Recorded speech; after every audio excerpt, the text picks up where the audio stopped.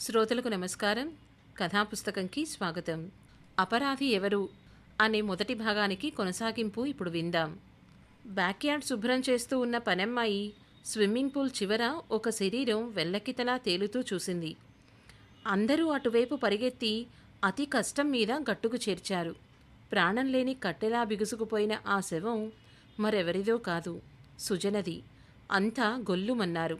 Driver వెంటనే ఇంటి యజమాని సురేష్ రావుకి ఫోన్ చేసి విషయం వివరించాడు. పనివాళ్లు సోనీ సుమన్ను పిలవడానికి పైకి పరిగెట్టారు. వాచ్మ్యాన్ తన సెక్యూరిటీ గార్డ్ అనుభవంతో పోలీసులు వచ్చే వరకు ఎవ్వరూ అక్కడి క్లూస్ని కంటామినేట్ చేయకుండా అందరినీ దూరంగా ఉండాలని నియంత్రించాడు.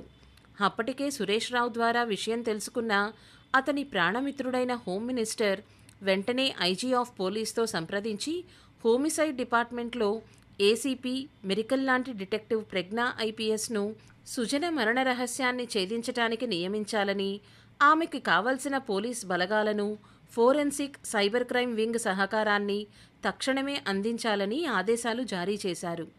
ప్రజ్ఞ తన బృందంతో అక్కడికి చేరేటప్పటికే ఆ జ్యూరిస్డిక్షన్ తాలూకు సర్కిల్ ఇన్స్పెక్టర్, మెడికల్ డాక్టర్ సుజన మరణాన్ని నిర్ధారించాక తన క్లూస్ టీంని రంగంలోకి దించి అక్కడున్న వారి నుండి వివరాలు సేకరించటం మొదలుపెట్టాడు.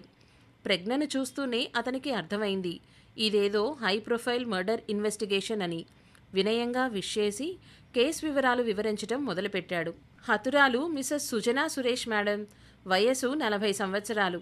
పనివాళ్లు స్విమ్మింగ్ పూల్లో చూశారు. పూల్ పక్కన కుర్చీల దగ్గర పెనుగులాడినట్టు తెలుస్తోంది. పూల కుండీలు కొన్ని పగిలిపోయాయి. హత్యాయుధం ఆనవాలు లేదు. కానీ చాలా బలంగా తల మీద అనేకసార్లు కొట్టడంతో తీవ్రమైన రక్తస్రావంతో చనిపోయుంటారు. కనీసం ఆమెకి తప్పించుకునే అవకాశం కూడా లేకుండా నీళ్లలోకి నెట్టి ప్రాణాలు తీశారు అంటూ చెప్పుకొచ్చాడు. ఇంతలో ఫోరెన్సిక్ టీం ఆధారాల సేకరణ మొదలుపెట్టారు. ముందు రోజు జరిగిన పార్టీ వలన రకరకాల ఫుట్ ప్రింట్సు, వేలిముద్రలు అక్కడంతా ఉన్నాయి. దానితో వారి పని క్లిష్టతరమైంది. స్విమ్మింగ్ పూల్కి 10 గజాల దూరంలో ఉన్న దేవగన్నేరు చెట్టు చుట్టూ పరిచిన బండరాళ్లల్లో ఒకటి మిస్ అయినట్టు కనుక్కొని బండరాయితో మోది చంపినట్టు నిర్ధారించుకున్నారు. క్లూస్ టీం రక్తంతో తడిసిన బండరాయి గురించి వెతుకులాట మొదలుపెట్టారు. అక్కడున్న రక్తపు మరకల నుండి నమూనాలను సేకరించారు. ఫోరెన్సిక్ ప్యాథాలజిస్ట్ తన ప్రాథమిక పరిశోధన పూర్తి చేసి రాగానే ఆయన్ని ఉద్దేశించి ప్రజ్ఞ, ఇదేదో ఆవేశంలో చేసిన హత్యలా కనిపిస్తోంది.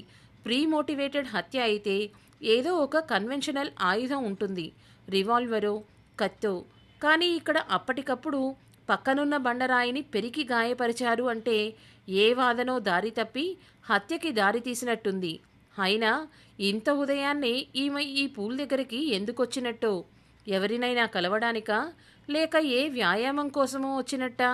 స్వగతంలో అనుకుంటున్న ప్రజ్ఞతో, రిగర్ మార్టిస్ ఇంకా మొదలవ్వాలంటే హత్య జరిగి 6 గంటల లోపే అయ్యుండాలి మేడం.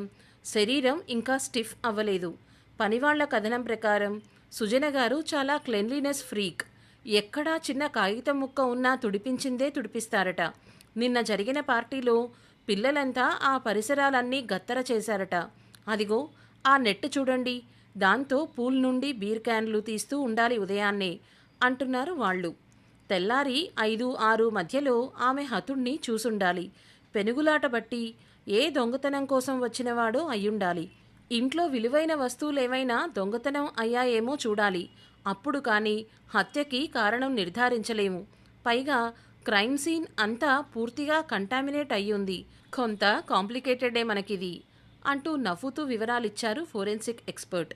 అవును సార్, ముందు ఇంట్లో వాళ్ల కథనాలు వినాలి. సురేష్ బాబు గారు ఆల్రెడీ ఫ్లైట్లో ఉన్నారట. ఆయన వస్తే కానీ మనం ముందుకెళ్లలేం. పైగా ఇంత సంపన్న గృహం, ఊరికి ఒకంత దూరంలో.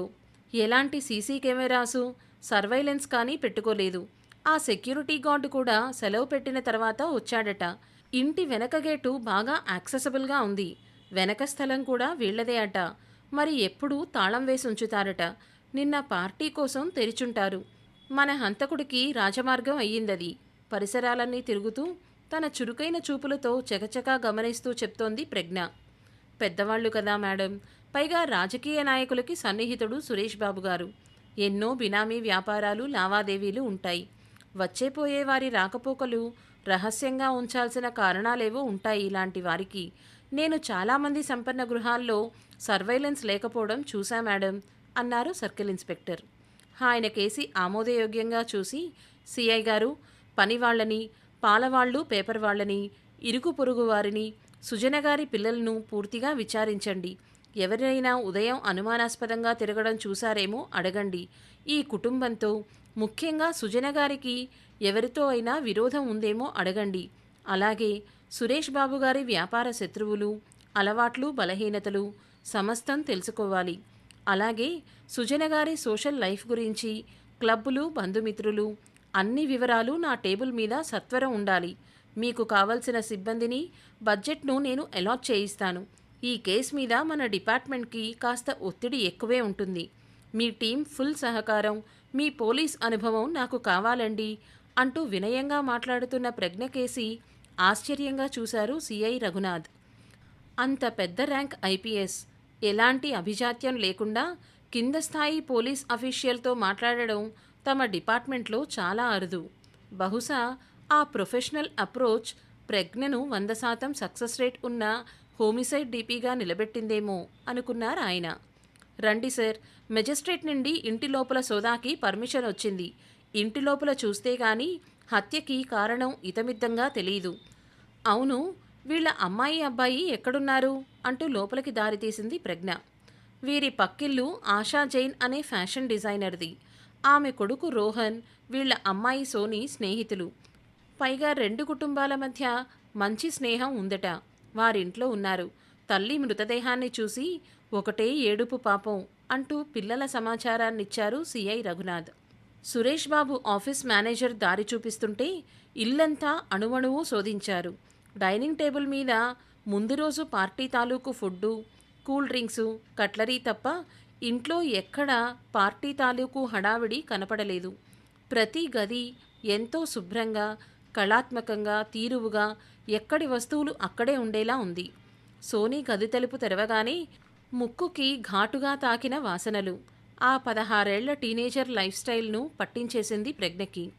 పర్ఫ్యూమ్, ఆల్కహాల్తో పాటు మార్వానా కాల్చిన వాసన గుప్పున కొడుతోంది. గదిలో ఎంతో ఖరీదైన వస్తువులన్నీ అపభ్రంశంగా పడున్నాయి. ఆ గది వాలకం చూస్తుంటేనే ఆ కూతురు క్రమశిక్షణకి ప్రాణమిచ్చే ఆ తల్లికి ఎంత డిసప్పాయింట్మెంటో అర్థమైపోయింది ప్రజ్ఞకి. తల్లి చనిపోయిన దుఃఖంలో మరిచిపోయి వెళ్ళినట్టుంది సోనీ. రకరకాల నోటిఫికేషన్ల బీప్స్తో తెరిచి ఉన్న ఆమె మ్యాక్బుక్ ల్యాప్టాప్. ప్రజ్ఞ ఒక్క క్షణం వేస్ట్ చేయకుండా ఆమె సోషల్ మీడియా ఇన్ఫర్మేషన్ అంతా సెర్చ్ చేయడం మొదలుపెట్టింది. రాత్రి జరిగిన పార్టీకి సంబంధించి వందలాది ఫోటోలు, స్నేహితులు పోస్ట్ చేసినవి ఉన్నాయి అందులో.